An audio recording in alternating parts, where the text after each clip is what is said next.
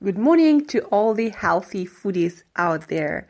This is Food School Smarter, Stronger, Leaner podcast dedicated to one thing to learn and apply to eat better daily.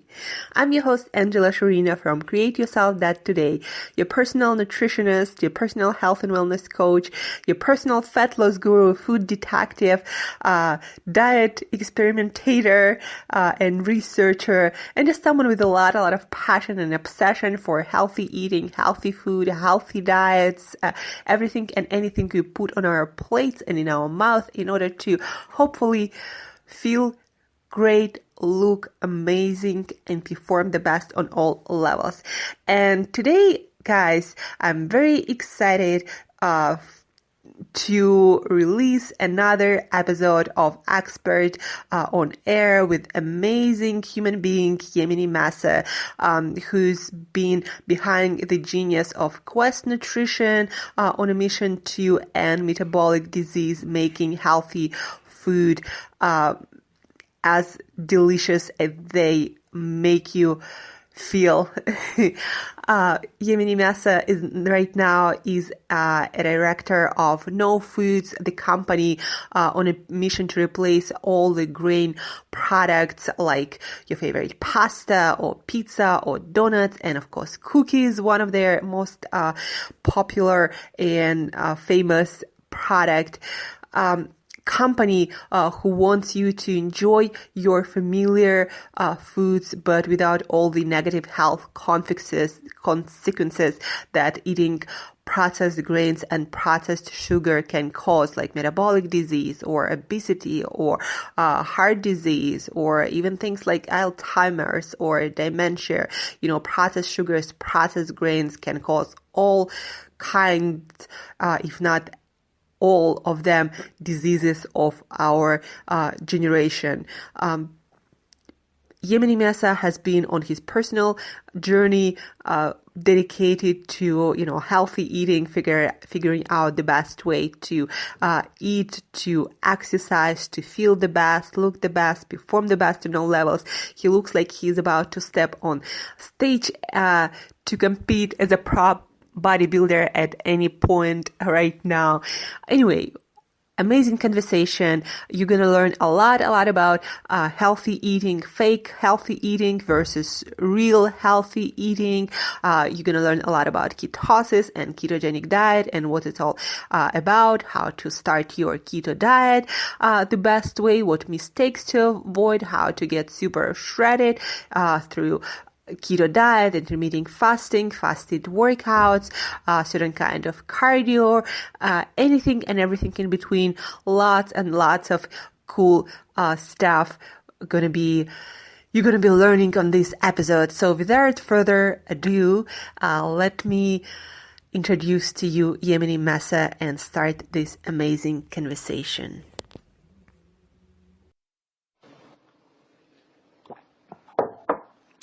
Yeah, cool. So we're recording.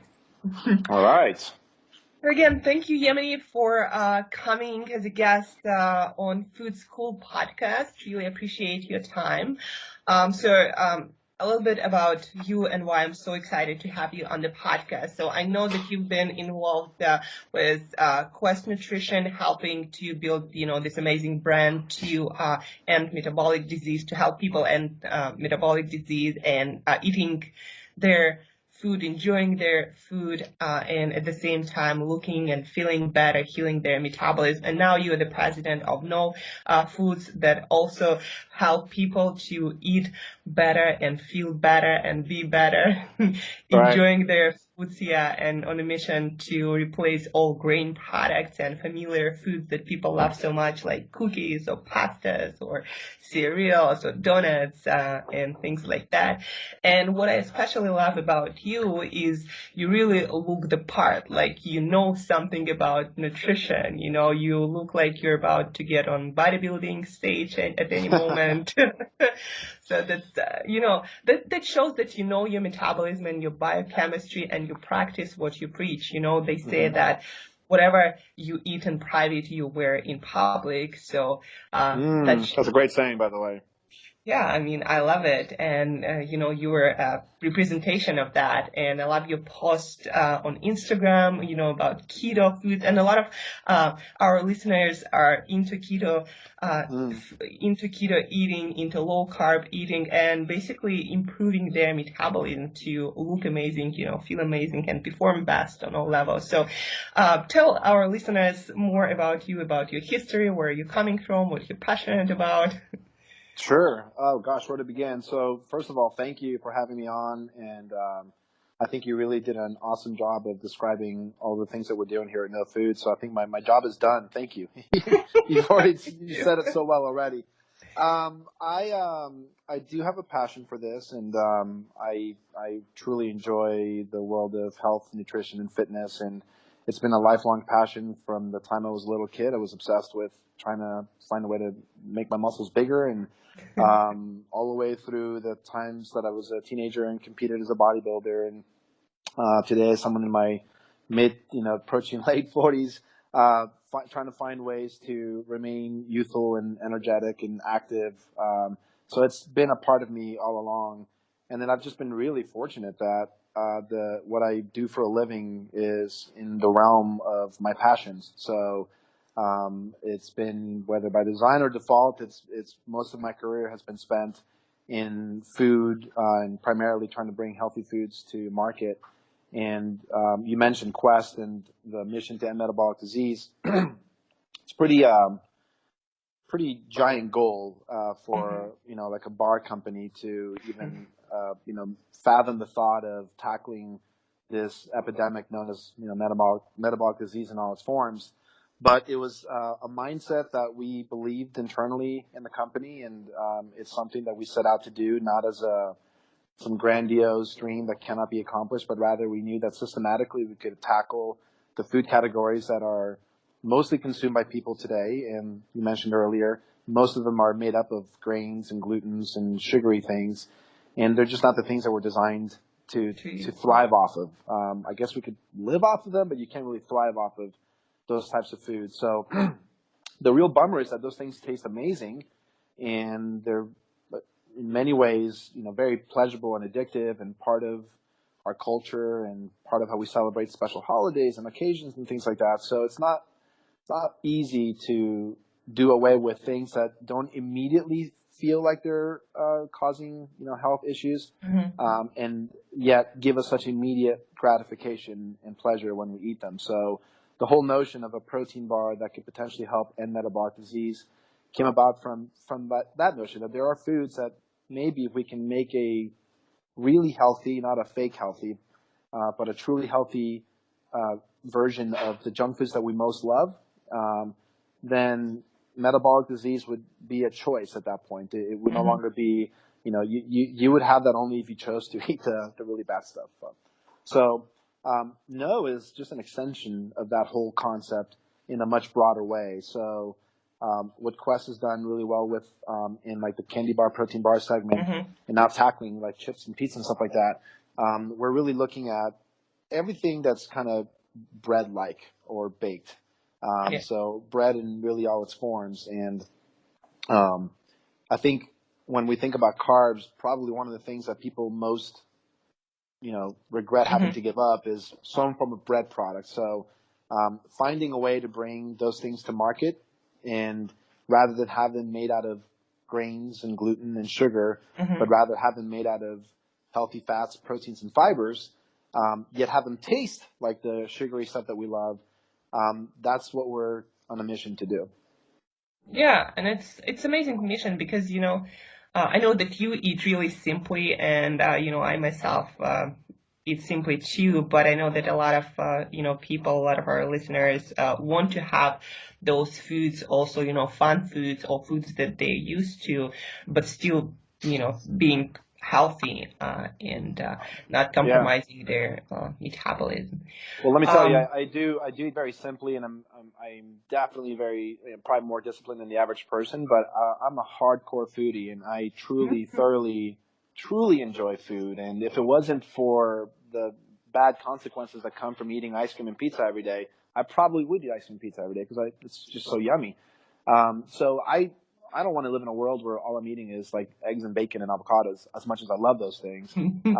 Like this weekend is a big fight. McGregor and Nurmagomedov are fighting. I don't know if you're into MMA at all, Rob, but rest assured I'll be eating real pizza on Saturday, and it'll be worth it for that one day to have, you know, fun time with friends and enjoying something delicious like that. But how cool would it be if I could eat pizza tomorrow and that pizza didn't wreck my metabolism the way a real pizza will? So the pizza that tastes just as good as a real pizza, that's actually good for you, does not exist yet. Quest is close. I will tell you, I've been enjoying their pizzas, and I have tested my my blood sugar response from trying them, and they pass with flying colors. But they taste like a frozen pizza, and it's okay. A real pizza, on the other hand, like a deep dish or whatever, that's really truly enjoyable. So I want to strive to live in that world where what we bring to market is really healthy for you, not fake healthy, and tastes just as good as the real stuff. I mean, yeah, it's very important. You know, I'm actually naturally, I think, kind of like into boring eating. Like for me, food is more like functional, has functional purpose more than anything. Sure. Although I love to eat a lot of food, but I really enjoy like whole and simple foods. But that's just me. You know, most people are not like me. And You're one of the rare ones. Yeah, I don't know. But anyway, you kind of said a few times real foods, or not healthy foods and fake healthy foods. So what do you mean by that exactly? Like, you know, really healthy foods and fake healthy foods. Sure.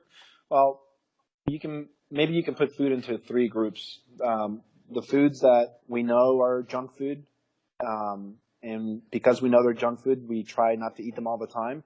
So I think most people know that ice cream, as delicious as it might be, like you can't have ice cream every day and not have bad consequences. So that's one type of food. Then there's the types of foods that we know are really healthy for us. And maybe they're not our favorites, and sometimes they are, but they're healthy and we should be eating them every day. And so maybe, I don't know, like broccoli or something like that might be in that group. But then there's the foods that we think they're healthy for us, and in reality, they're really, really bad for us. And we think they're healthy for us either because we don't know any better or because we're being fooled. And it's usually because we're being fooled. So, as an example, there's a cookie out there that sells extremely well. It is touted as a product that's actually good for you, when in reality it's a full-blown metabolic disaster. Because when you eat that cookie, which is made out of entirely wheat and sugar and other gluten-filled ingredients, you have metabolic consequences that result from eating that product. Yet most people who buy it think it's healthy. The packaging, positions it as a very healthy product, and most people don't know any better. So they just get fooled into eating, something like that on a regular basis and wonder why things aren't working for them. So that's what I mean by fake healthy, and that is a multi-billion-dollar category of products out there that I consider to be fake healthy. Well, what are some other examples of fake healthy foods that people should stay away from? Here's a great example. So cauliflower pizza, right? So cauliflower pizza as a recipe on the internet within the keto community and others. Why? Because it's a great way to take out something we don't want, like wheat flour, and replace it with cauliflower, and somehow try to make that into a pizza. And it's not bad, right? It's like legit cauliflower pizza truly is way lower in carbs. It's higher in fiber. It doesn't have gluten, blah, blah, blah. That's really, really good. And that starts to become very, very popular, and you start to see all these great recipes online. People are making them at home. And then somebody in a company somewhere gets the bright idea that we should launch a cauliflower pizza. And so companies start launching cauliflower pizzas as well. But they put other ingredients in there that also have carbs in things that we're trying to avoid, and they're just adding cauliflower to this. So there's a big retailer out there that has their own private label cauliflower pizza. I'm not even going to mention them by name right now because I don't want to get any flack from them. But it's loaded with carbs. What's the point of putting actual carbs and then adding cauliflower to it? People don't eat cauliflower pizza because they love cauliflower. They eat cauliflower pizza as an alternative to real pizza. So there's a bunch of cauliflower pizzas out there that are fake healthy because they're adding like tapioca starch and who knows what else to there that ends up being perhaps even worse than a real pizza. So that's another example. Yeah, that's a good one. I haven't really even thought about that. I was thinking more about like products that are kind of marketed as healthy to general population, like any actually, healthy grains products, as Oh, long good as it Lord. has. Yeah, yeah, yeah, yeah. That we could talk about that for hours. So yeah, that whole, I mean, healthy grains are still, I think by most people considered to be part of a heart healthy diet. Um, and it's, we now know, especially with the way that we consume grains, in the Yeah. U.S. here. I know you're not. Where are you right now? I forgot. You're like all over the I'm place, by the way. in the middle of Siberia in Russia, I don't know if you heard about the company Gazprom. It's like oil company, so that's where it's based. It's like oil capital of Russia. I don't know, Okay. but really deep there. Wow. That sounds very far. Yeah, I'm good. I'm coming back on Tuesday, back to US, but yeah, Oh, okay. Awesome. But anyway, the way yeah. the standard American diet, which combines lots of carbs with lots of fats, is just a bad combination. And people often think, "Oh, I'll eat this cereal. It says it's Hmm. got heart healthy grains in it. This must be good for me." It's not. It's really really bad for you. So that's another good example. Yeah. So what's your definition of healthy food? I know it's like, might be difficult one to say because, I mean, I don't think we still have like a real definition of healthy food, but what's yours? Like, what's your take on it? It is a personal definition because I think it matters. It depends on what goals you might have. So Hmm. if I was in a sport that required me to have some type of anaerobic high intensity performance, I might consider one type of food to be healthy in that sense versus another. But in the general sense, I mean, for Hmm. most people, I would say, is this food that I'm eating causing me to have a metabolic setback, or is it metabolic advantageous in some way, shape, or form? And that's the filter by which I think about whether it's healthy or not. So, do I Hmm. eat this? I'm sure you're very familiar with one of these right here. I've got my little precision X-ray right now, and I've been checking Hmm. blood all day here today.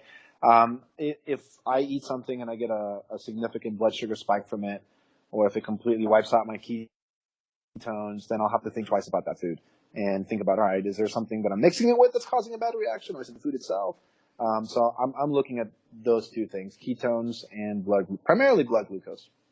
Hmm. Um, I've been reading up a lot on like glucose not versus, but also like insulin, and a lot of I don't know, experts in the area say that the most important marker is insulin, and but it's kind of challenging because it's harder to measure in most people. So, like, would you agree with that? That for our healthy metabolism, insulin and the levels of insulin more important than glucose levels or ketone levels? Um, there may be something to that. I too have been starting to read a little bit more about that, and we don't have an easy way to check insulin the way that I could right now, just with a precision Yeah. extra. And it may very well be that um, the insulin spike that results from eating too much sugar is not, it may not be the sugar itself, but it may actually be the insulin spike that brings some of the undesired metabolic consequences. But I'm not too certain about that right now. I mean, there's foods like, whey protein isolate that you can eat, Mm-hmm. and you'll get a significant insulin spike from that. But what negative consequences come from that, with no glucose present, even if none of that whey was being converted? I don't know. I need to do a little bit more research on that, but there may be something to that. Yeah, just a detail. But speaking about metabolism and healthy eating, but also about getting clean and losing fat, what do you think like the measure, I don't know, healthy eating or lean eating principles that people should consider when they wanna look better, when they wanna lose fat and just get leaner? What are the most important things there, like from your perspective? Sure. So in terms of, and I'm glad you're asking the question in that way, because often the question is asking, what would you recommend to lose weight? And I always have to correct them by saying, you mean lose body fat, right? Because I Hmm. can help you lose a whole lot of weight right now, and how much of that ends up being body fat or not is a whole other story. So that's a very well phrased question. Thank you. What would if I was gonna in the realm of nutrition, so not incorporating More exercise? nutrition. I guess the first thing I would say is really try to, for me, what's worked best is minimizing the amount of actual sugar that I consume. I just try to consume no sugar all day long, and it's almost impossible because a little bit sneaks in just about anything you can think of. But that's a big one. And if you're somebody who right now has a very high sugar consumption in your diet, and you find a way to bring that down, that alone puts you in a very advantageous position because you'll have a much easier time controlling your appetite. So not only do you avoid the insulin spikes that we were just talking about, but then you also avoid those constant cravings that come along with having a high sugar diet, which result in just eating more than you should be eating. So that'd be one. Just watch your sugar intake. It's everywhere. It's difficult to get it out of your daily nutrition, but it's worth the effort. I would then suggest trying intermittent fasting. So it's not too complicated. It's very effective. And once people kind of get into the groove of it, it can very quickly become part of your lifestyle and require almost no effort. Yet it's very effective. And then I combine my intermittent fasting with like fasted training as well. So it's almost like a double whammy. So most mornings, every morning when I work out, I'm in there fasted, and I still have amazing workouts because I'm fat adapted and I'm feeling my workouts that way. But then that window of eating is shortened. So I think there's just a whole bunch of benefits that come from that. Not just the likely eating less calories, which of course results in weight loss and potential body fat loss, but also in just the way that it's being done. You're exercising on an empty stomach, and you're maintaining much steadier blood sugar levels, so you're just not going through those hunger pangs and energy swings. And you very likely are generating some ketones during that fasted period, which also bring some great benefits with them as well. So intermittent fasting, not hard to do, not complicated. You don't have to count anything, measure anything, just figure out what your window eating time would be, and you should get some results. And then if I had to do a third one, 3 things. You didn't have to. There you go, 2. I'll think about it. But 2 questions. Sugars, like, what do you consider sugars that people should avoid? In English language, like, because I'm coming from a different background, like sugars, sometimes people mean by sugars are natural sugars, like the one from fruits, but also like carbohydrates in general from grains or other things, even vegetables. So what do you mean when you say sugars and people should avoid sugars? It's a good question, and it used to be a lot easier to answer years ago, and it's gotten a little bit more complex. I used to be able to say anything, look at ingredients, if it ends in the letters O-S-E, try to avoid all those things. But then Splenda came out with like sucralose, and it's not a sugar, it's a sugar substitute, and it ends in O-S-E, so that would be confusing.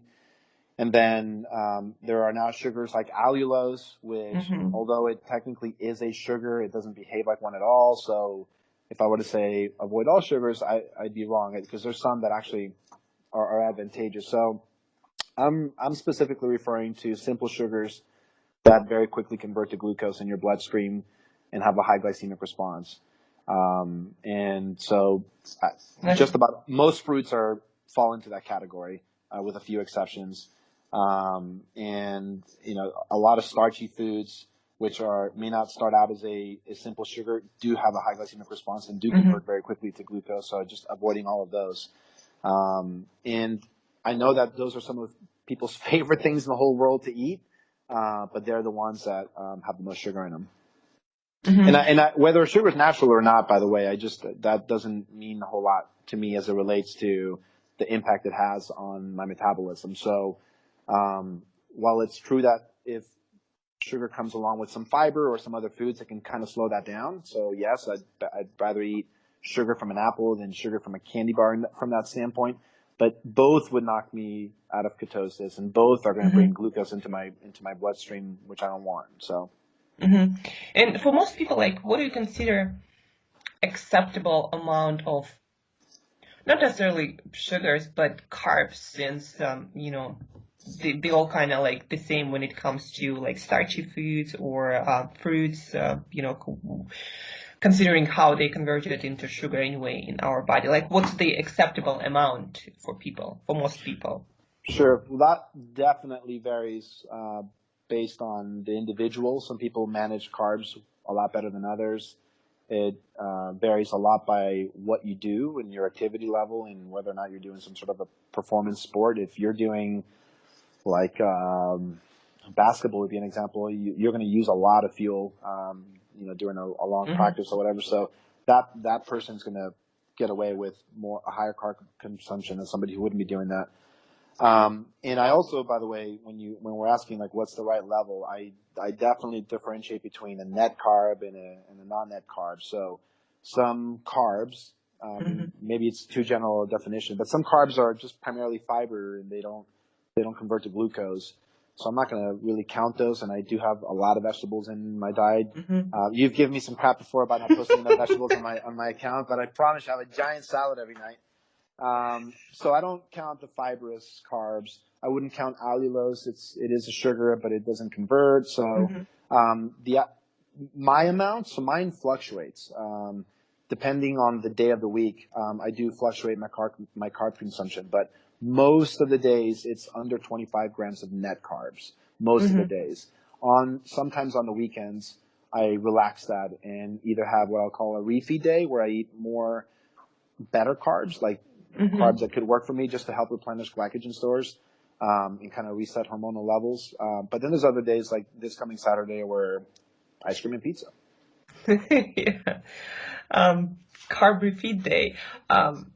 What about what's your take on artificial sweeteners like popular ones, sucralose or aspartame? Do they matter? And maybe a little bit more about allulose and other sugar alcohols also. Yeah. So lots of ingredients and products to think about in that world. So it's good to maybe divide them up into categories as well. So you do have like sugar alcohols. I would group them in one area. You have artificial sweeteners, which I would group in another. You have natural sugar substitutes, which could be its own group, like the stevias and things of that nature. And then you have, I don't know, allulose is sugar, so it is actually a sugar, not a sugar substitute or an artificial sweetener. So it's just a rare sugar that behaves differently. So perhaps we'll have to create a whole category for those as well. But in general, I try to minimize the amount of artificial sweeteners that work their way into my foods and my diet. But I'm not like crazy about it. I've met enough very credible people who are a lot smarter than I am, who spend a lot more time diving into the studies around all of these things. And all of them have concluded pretty much the same thing, that unless you're doing crazy dosages of like aspartame or something like that, you really don't have a whole lot of concern. Mind you, there are people who for sure have sensitivities to things like sucralose. I know people who they'll know right away if something has sucralose in them because they'll get a headache or something like that. But I'm not one of those. I actually use straight sucralose, not Splenda. Like if you happen to use like a packet of Splenda, the powder that's in that packet, almost all of it is maltodextrin, which is a carb.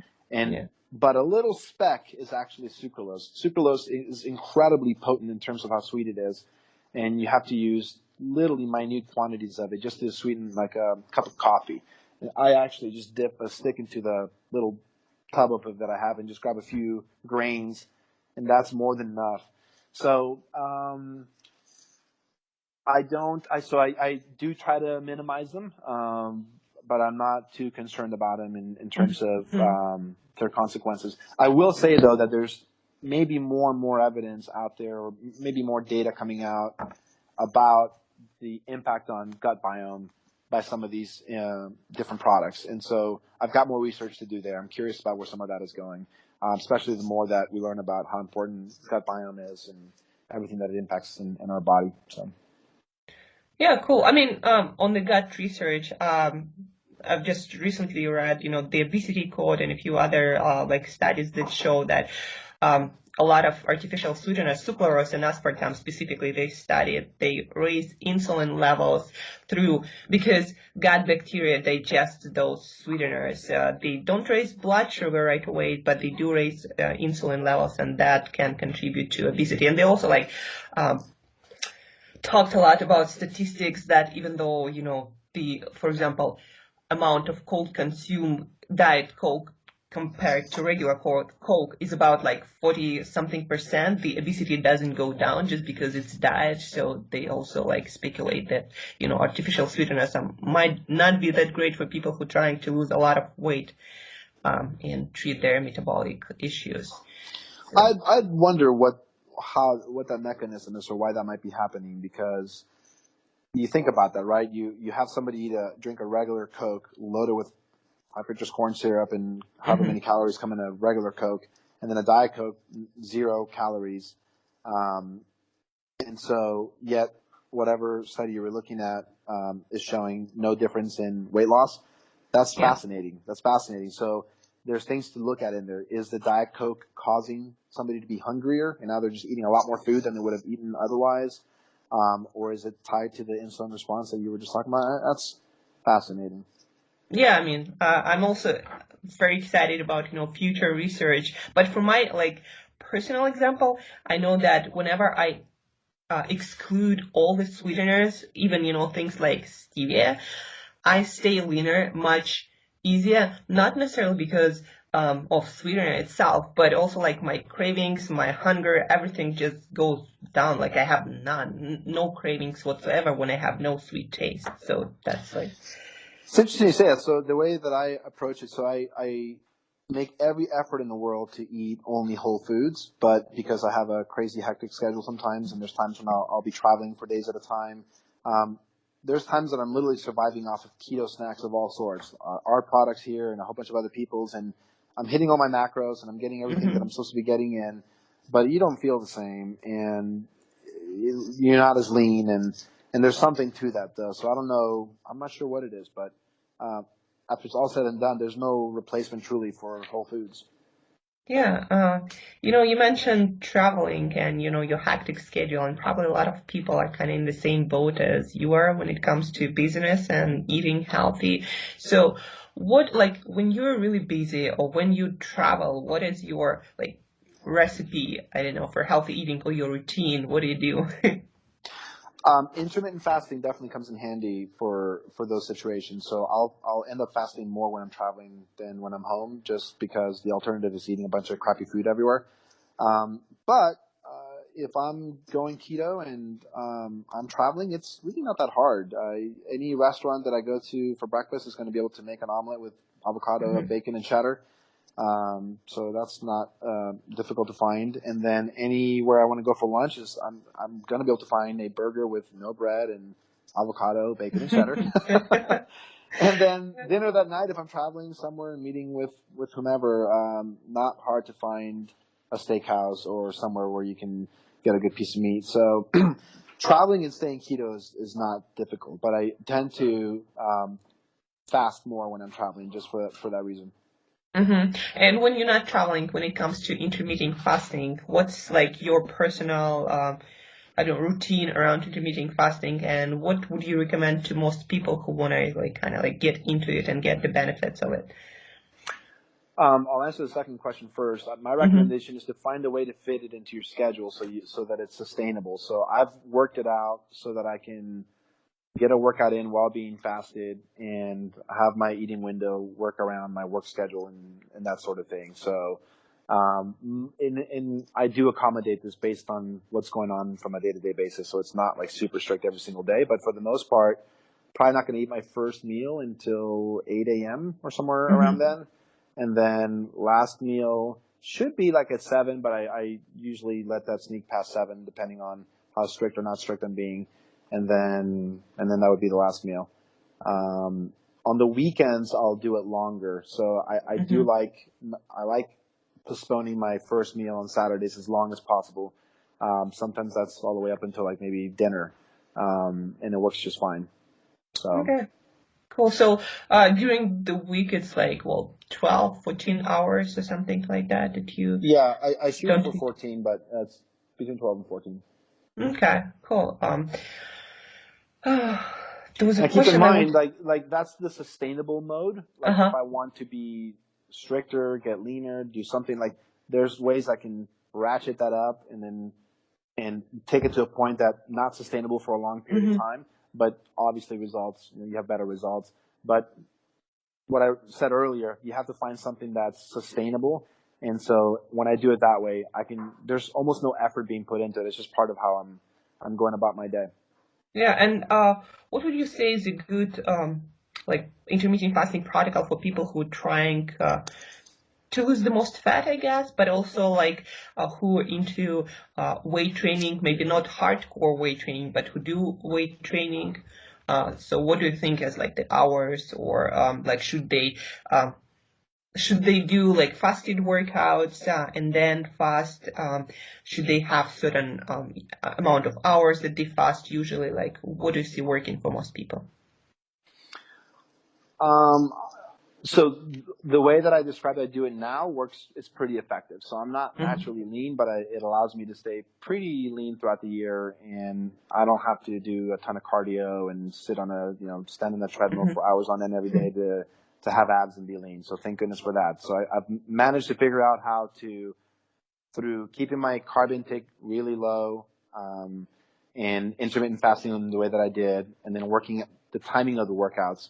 Um, all of that results in a lot of fat burning. I mean, my goal is just to enjoy life as much as possible without, and then being lean without having to put a whole bunch of effort into it. So, Mm-hmm. but if I wanted to, if the question is how do you get really, really shredded or how would you do it? Back in my competitive days, there's certain things that I would be able to mix into this that takes it to another level. But again, it's just not sustainable in my current schedule, and probably most people's. But I would definitely, so you work out fasted. That's like step one. You have a Mm-hmm. shorter feeding window, so maybe a 6 to 8 hour feeding window. Um, After your last meal, you have a cardio session. I hate cardio, but if you want to get really, really lean, you Mm-hmm. mix in some cardio in there. And there's no food after that cardio. You go to bed on an empty stomach, and then you wake up again the next day and rinse and repeat. So you're in the gym again on an empty stomach doing your weight training. You finish that, and then you have your first meal. You go through that 6 hour to 8 hour eating window, and you do your cardio again, and you do the next day. So you're getting two sessions in, that weight training session and the cardio session, all during that fasted period of time. Mm-hmm. So there's a ton of experts online that are going to dispute me on this, and they're going to tell you that it's, the net calories don't change, and it doesn't matter whether you're training fasted or not. Maybe they're right. I don't know, but that's worked really well for me. So anytime that I want to just dial it up and get leaner, I make those tweaks, and they're very effective. Mm-hmm. And what about calories? Would you count calories, or would you just stick to eating window and counting, carbs and staying keto? Or yeah. Yeah, I do count them indirectly. So I'm not, like, if you ask me right now, how many calories are you eating per day? I'd have to actually think about it, because what I'm really counting are macros. And Mm-hmm. by default, the macros count the calories themselves. So, if I were just counting calories and I were to tell myself I want to eat 2,000 calories a day, and if that's all that I'm looking at, I can now eat whatever. I can eat pizza, I can eat ice cream, as long as I stay within the goal of calories, I'm reaching my goal. But calories only tell us the amount of energy that we're Mm-hmm. consuming. It Yeah. doesn't tell us the source of that energy. And the source of that energy doesn't just come with calories. It also comes with impact on hormones and other consequences. So when we count macros, all macros bring with them calories. So I know that if I'm consuming a gram of fat, it's bringing with it 9 calories. If I'm consuming a gram of carbs, 4, and protein, 4. So Mm-hmm. indirectly, I measure my overall energy consumption that way anyway. Mm-hmm. But for people who are, trying to get leaner, trying to lose fat, would you recommend to count calories, even if they on keto, consuming low carb and they do intermittent fasting? Like, would you count calories in that case? I would have them count macros instead. So even if you're trying to burn body fat, so you would say to yourself, I would start with me. So I'm a low carb person. Mm-hmm. I know there's people who can do way better on higher carbs. God bless them, so they can get away with more carbs. But for me, the first thing that I would do is say, I'm not going to have any more than 5% of my calories coming from carbohydrates. So that right away gives me a rough amount of carbs that I can consume per day. And I would actually think of it in grams too, by the way, not necessarily in percentages. Mm-hmm. I would then go to protein. I would say I need a minimum amount of this many grams of protein, and then I'm going to have these many grams of fat. I would do all the math on that and see, okay, that's roughly this many calories. So I'll have that in the back of my mind, but on a day-to-day basis, I'm not looking at the calories on labels or things like that. I'm looking at the macronutrients, protein, carbs, and fat. Mm-hmm. I read also like this interesting saying that I also loved from the Obesity Code book. The obesity is not the problem of energy consumption, but energy distribution. And it really hit me, like it doesn't matter what you really eat. It matters what your body does with what you eat. Very true. Yeah, really cool thing. But when it comes to protein, a lot of people ask me these days personally, like, I'm on keto. Should I be worried about consuming too much protein, especially, from whole foods? Yep. Would you worry about that? Would you count that? Yeah, you do. You definitely have to, especially if you're somebody who enjoys eating a lot of protein.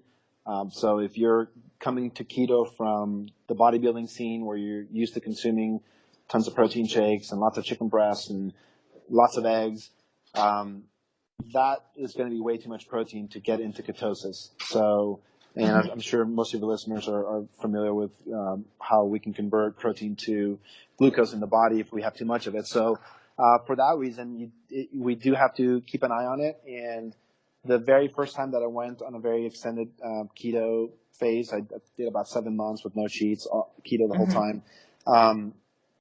I learned a lot about how much protein I really truly need in order to maintain muscle mass and be able to build strength in the gym. It was a lot lower than I had ever thought. So I needed to get somewhere in that 100 to 120 grams of protein per day to stay in ketosis. And I found that at that level, I could maintain muscle. But to build muscle, I also find out that I have to consume more protein. So that's why actually I don't do keto nonstop. I do cycle in and out, and there's times that I allow myself to eat a lot more protein. And surely it kicks me out of ketosis when I have that much protein, but it's what I need for my own personal goals of building strength and size. Yeah, like for you personally, what would you consider too much that would kick you out of ketosis? I could pound 3 Quest protein shakes back to back to back. Like, they're delicious, but it's a lot of protein, and so that would be too much for me. I have to monitor that. So when I want to be in ketosis, I may have to do a half a scoop instead of 3 full scoops, and then the other half scoop I'm going to fill it in with like an MCT powder or something like that. So now I've really lower the protein in whatever shake I might be making and really increase the fat. And also a little bit geeky question. Do you think there is a difference between protein that you get from a shake and protein that you're getting from whole foods when it comes to metabolism and spiking or not spiking your blood sugar and ketones? Yeah, you probably get a way bigger spike, and I've not done that experiment myself. I should probably look into that. But I theorize you'll get a much bigger spike drinking a shake, especially if it's like a whey protein isolate or something like that just gets right into your system, versus eating like a big piece of steak, which is going to require more digestion time and things like that. So, but there's also upsides. I mean, a good protein powder, something that's got a good blend of like a micellar casein and a whey protein isolate, and without a whole bunch of other junk added to it. Like, there's value to consuming a good amount of that kind of a protein if your goal is, building muscle, building strength, and that sort of thing. So, yeah, I mean, I guess we're coming back to that notion that diet and perfect nutrition should be like really goal specific and also really individual, and for every person those small details should be really individualized. Yeah, there's general principles that obviously should apply to all humans. We have a lot of things in common as humans, but we have a lot of uniqueness about us, not just genetically, but also in what we do and what the goals are. And those variables, I mean, food is a wonderful thing that we can derive lots of pleasure from, but it's also an amazing tool that we can use to advance our health and our goals. Yeah. Question about ketogenic diet and ketosis. What is your definition of keto diet? Because people are just, getting so confused about all the macros and what is keto diet, how to do to stay in ketosis, or, Sure. What's your take on that? Well, the simple definition is it's a diet that gets you into ketogenic state, meaning you're burning body fat for fuel, generating ketones, and using those for fuel. So that is the ketogenic diet. And so if you're just adding avocados to your diet and putting butter in your coffee, that's not a keto diet. I mean, you're just adding more fat to your diet. You have to design it in a way that you're taking out the carbs that are going to fuel you, or you've been using for fuel, and replacing those with fat. So, but I love how the diet has become a lifestyle for a lot of people, and in the way that it's become a lifestyle for a lot of people, many have tied the diet to their personality, and it's part of how they define themselves. And obviously that's very evident on social media, like on Instagram, for example. My own account included. There's lots of people, their names got the word keto in it somehow, some way. So it's now transcended being like this diet, and it's now like a lifestyle. And I'm seeing a lot of people wanting to be a part of the keto lifestyle and wanting to be keto, and not yet having quite figured out exactly how to eat properly and how to actually truly be in ketosis. So, while I think a lot of people might think they're keto, they're probably more like low carb, high fat, or keto-ish. But I think there's value in helping those people figure out how to truly get into ketosis so they can actually feel the crazy, awesome benefits that come from being in their metabolic state. Yeah, and what are those benefits, or why people should consider being in ketosis in the first place? Wow, yeah. We touched on the one that brings most people into the keto world, which is the whole quote-unquote weight loss, or the ability to lose body fat. So that's the most obvious one, and that's one that is very visually evident. But others that are, you have to experience it to just see for yourself what everyone's talking about. For one, the mental clarity that comes from suddenly having your brain being fueled by ketones rather than by glucose is pretty substantial. And people describe it in a lot of ways. For me, I gain mental endurance when I'm in ketosis. I can go a lot longer. I can think more clearly. I can analyze better and do more spreadsheet work and things like that. So that's one huge benefit that I personally get and that I hear people talk about on a regular basis. Another one has to do with just how you feel generally in terms of your digestion, your gut, and just that overall feeling of well-being. You just get it's a whole different feeling. So when you have a high carb diet, you're digesting food a little bit differently. So that's a big part of it. And with that comes perhaps one of the biggest benefits, which is the whole appetite control. So when you're fueling your body from ketones, there's not a lot of these sugar spikes happening or insulin spikes happening. And with that goes away like the crazy cravings that most people have a really tough time working their way around or being disciplined with. So on keto, you sometimes even forget to eat. It's just your body's being fueled. It's not having crazy cravings. If you're hungry, your body will let you know, okay, it's time to eat sometime soon. But it's not like, at least for me, I mean, coming from an old meathead bodybuilder, walking around with my cooler full of food and Tupperware and protein shakes and all that, if I ever missed a meal, oh God, I would be like angry and like, so that all goes away. And that's a hugely significant benefit, to suddenly not have your whole day be wrapped around when am I going to eat next. And the list goes on. Inflammation is something that systematic inflammation I struggled with throughout all of my 30s. And I thought it was a function of the years that I spent doing sports that were rough in my joints, from weightlifting to surfing to volleyball. My shoulders were always hurting me. My elbows were always hurting me. And I remember one day thinking, these pains they come and go, and they're not related to the workout that I may have had the day before. So I may have trained legs, but my elbow's hurting the next day. So long story short, I eventually learned that the foods that I was eating loaded with glutens and grains were causing inflammation throughout my body. So going keto and getting those foods out of my diet, for the most part, I'm having pizza on Saturday, but for the most part, all those pains have gone away. I mean, I feel stronger and more energetic in my 40s than I ever did in my 30s. And I could go on and on. Yeah, I mean, you know what I also like personally love about that? It's just, yeah, my day is not scheduled around food. And, you know, when I go out to do something with my friends, they're like, well, let's think about, you know, food. And I'm like, why? Right. You know, Why? let's just No explore. need. Let's Yeah. keep going. I'm with you on that one. It allows me to be very productive too. If I have a fasting day or a keto day, I can sit down, not think about food, and just get a lot done. And then whatever meal I eat later that day is going to be that much more enjoyable. It's, you know, that whole delayed gratification component is a big part of it as well. I'll enjoy my pizza a lot more on Saturday, having not had real pizza for I don't know how many months, than I would if I'm eating pizza every day. Just, you don't care about it anymore. So that's Yeah, another cool little benefit.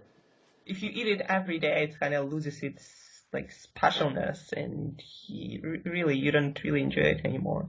And if people, you know, want to try, like if you were to try keto for the first time right now, like what were, I don't know, 3 to 5 things that people should start worrying about from the beginning to avoid, you know, all the like keto flu or all the like cravings and other negative like effects that people can experience? I mean, some of the basic advice, I would clear out the house, take everything out of the house in the pantry and the refrigerator that is going to be tempting. If you've been eating sugar your whole life and you're about to cut sugar out of your diet, it'll be a rough going for the first few days. Your body will go through sugar withdrawals and you'll crave them. And for some people, it might be a few days. For some people, it might be longer. But once your body learns how to start pulling energy from your fat reserves or from the fat you consume, and not have to rely on quick energy from sugar, from glucose, that goes away, and that transition happens, and you feel a lot better. But there are ways to mitigate that. This is controversial in the keto community, but I don't have any problems with relying on exogenous ketones, particularly during that transition, so that if you're not getting enough ketones from fat burning, you can at least get them exogenously and help that transition happen. I'm not a believer in relying on them for the long term, and I certainly don't believe in the way that they're marketed as a quick fix or quick fat burning or whatever. That's not true, but they can certainly help with the, you know, experiencing the whole keto flu that happens when you're transitioning from being a sugar burner to being a fat burner. For sure, supplement with like a ZMA supplement, minerals. Yeah. You'll lose those minerals. The first time I went keto many years ago, I kept waking up in the middle of the night with my legs cramping, wondering what is happening. Rookie mistake, wasn't taking enough minerals in. The minute you start supplementing those, all those go away. And then probably if you're coming into this as a female who has spent the majority of your life trying to lose weight, you're going to be very, very fat phobic, and you're going to be afraid to start consuming a lot more fat in your diet. That's also a mistake, because what ends up happening is a lot of people go into it and just end up doing the Atkins diet, a low carb, high protein diet. That's not keto.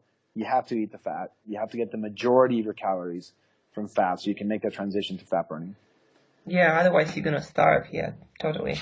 But that's what it is, you know, like a lot of people don't realize that the body can really utilize only efficiently either glucose or fat for fuel. And if you're kind of like somewhere in between, and that's like really bad place to be.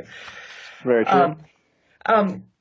So we're gonna kind of start wrapping it up, and I just want to ask you a few quick questions, but also, you know, one probably last important question. If somebody asks you, like, what would you do when it comes to diet, to nutrition, if you want to like feel better, look better, and perform better on all levels, like what would be the most important things that you would look at, that you would change immediately, considering somebody's coming from, you know, regular diet, they were eating something like set diet, and just, yeah.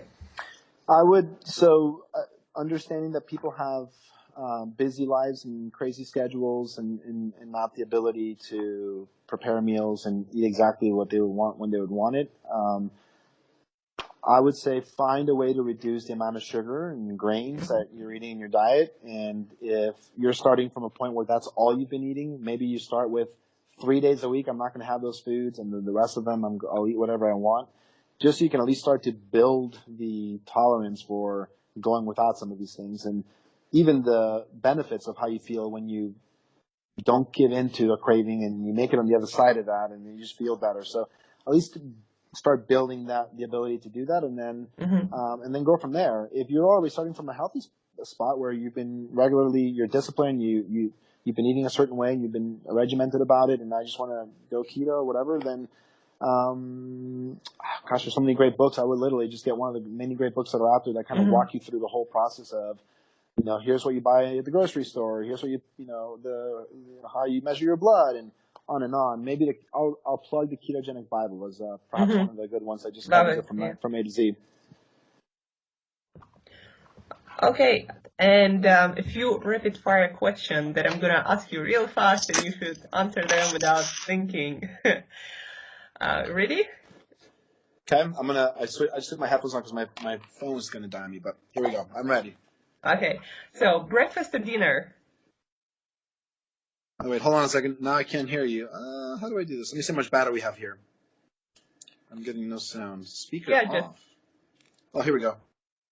Okay. Now, you hear me? Yes. Okay, so breakfast or dinner? Breakfast. Low carb or low fat? Low carb. Calories or macros? Macros. Cool, yeah, so that's my no hesitation on that. Huh? No hesitation on that. Yeah, and that shows your true beliefs and true values. That's how I'm tricking people. Thank you, Yemeni. So we thank you for coming to the show and giving us your time and expertise and knowledge that you have a lot of, and just sharing honestly health knowledge and nutrition knowledge that so many people lack these days. So thank you. Well, thank you for having me on. Much appreciated. And also thank you for all the great content that you put out. You do awesome on your IG. I watch it all the time, and you're putting a lot of inspirational content out there that I'm sure is helping a lot of people. So thank you for that too. Well, thank you. But the last question, where would people find you? What's the best place to go online to find more information about you, what you do, your companies? And best place is on Instagram. That's where I'm most active, and you'll find me there as Keto Head, Keto_head. Yeah, and I'm gonna post that in the show notes so people can find you easier. Yeah, thanks again for coming to the show and sharing all this wisdom with us. My pleasure. I'll see you here when you get back to the U.S. Yeah, definitely. Let me just